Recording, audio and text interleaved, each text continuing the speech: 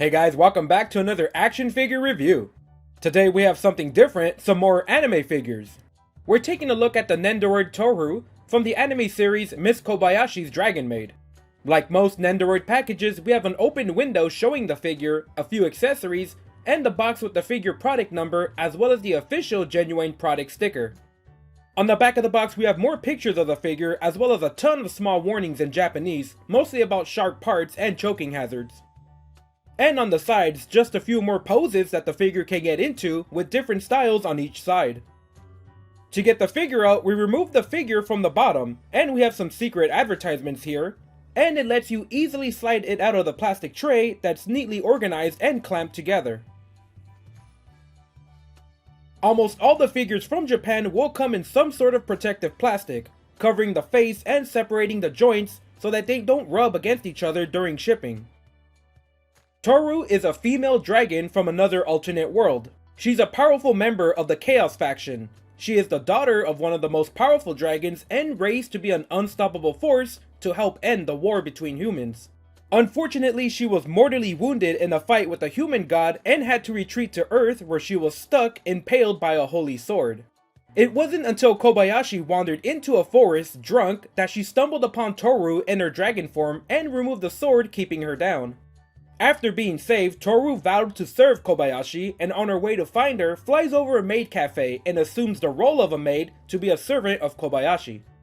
This begins the slice of life story of a magical dragon acting as a maid, including pulling tricks like trying to feed chocolates with a love potion added, or some of her roasted tail to Kobayashi as a running gag in the show. Let's check out some of the details of the figure. Bright yellow hair flows down the head, with the tips turning a soft pink color. Big red anime eyes have the appearance of a small flame, with thick eyelashes and small eyebrows. We have a small blushing effect on both sides of the face, with an open mouth expression with a small fang at the corner. On the top of the head we have a black and white maid-style bonnet, with small frills sculpted at the edges.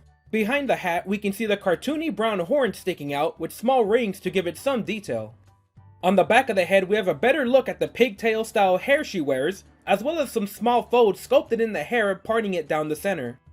Just like the hair in the front, the pigtails fade into a soft pink color at the edges of the tips.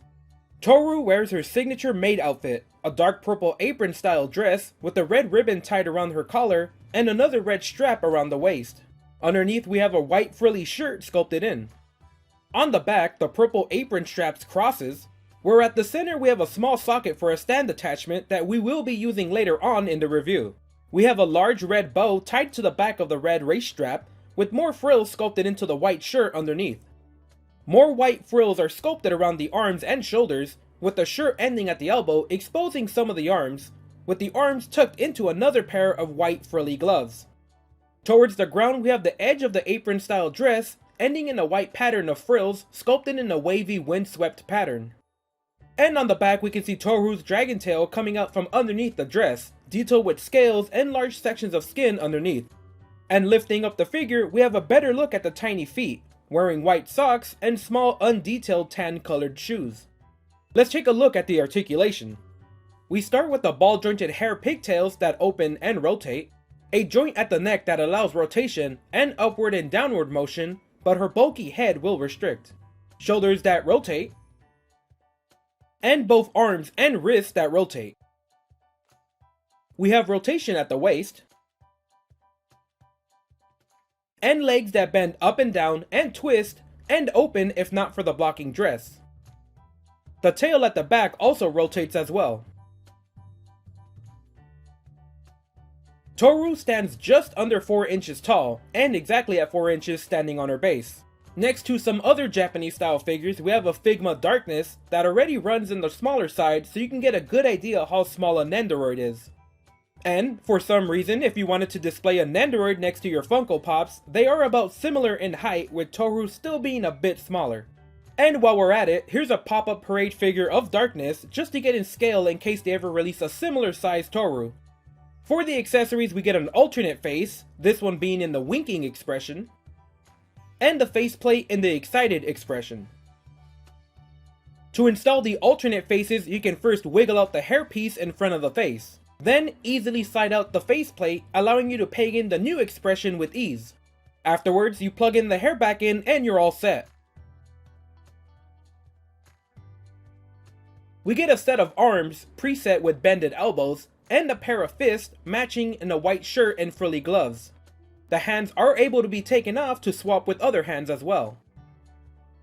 The arms are easily swapped out by pulling the originals out and socketing in the new arms for both sides of the figure, and have the same rotation as the original arms. We get a single hand in an open palm style, another hand in a peace hand gesture, a small hand holding a red heart-shaped box of chocolates, and a hand holding up a plate of a roasted tail. Installing the hands works like any other joint on the figure. You can easily pull off the original joint and socket in the new hands into the wrist.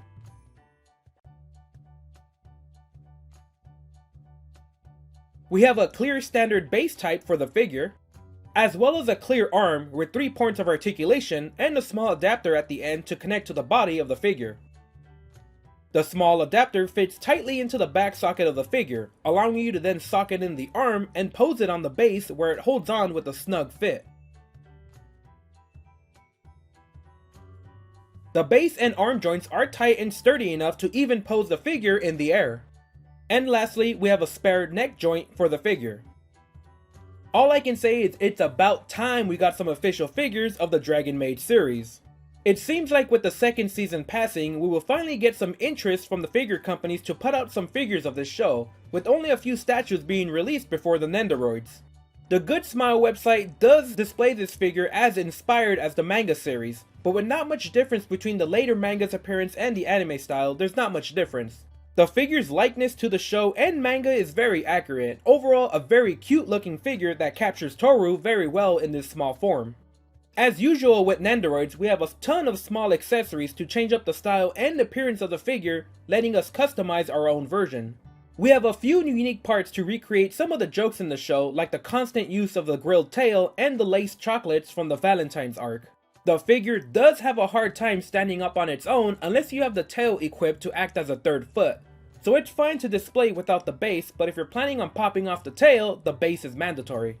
Those familiar with anime figures will be used to the part swapping on this figure. Extremely simple to do, but the effect is very great. I wish some more Western figures would have this face swap system like these figures do. It has so much value to the posing and pictures. I'm not the biggest fan of Nendoroids and anime figures, but for a few certain characters I'll pick them up, and I'm always impressed by how great Japanese figures are. You'll definitely get the quality that you pay for, with a ton of accessories and great paint jobs, although I'll admit a few spots on mine were sloppy, but nothing too noticeable outside of a zoomed in camera. The Dragon Maid series is filled with a lot of cute and interesting characters that I can't wait to see more of in this form. Hopefully we get some more of the main characters and another season of the show.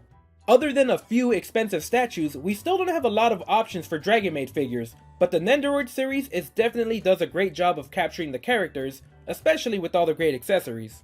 If you're a fan of the show or manga, the Nendoroid figures are an easy pickup. It looks just like the characters from the show in the smaller, cuter form.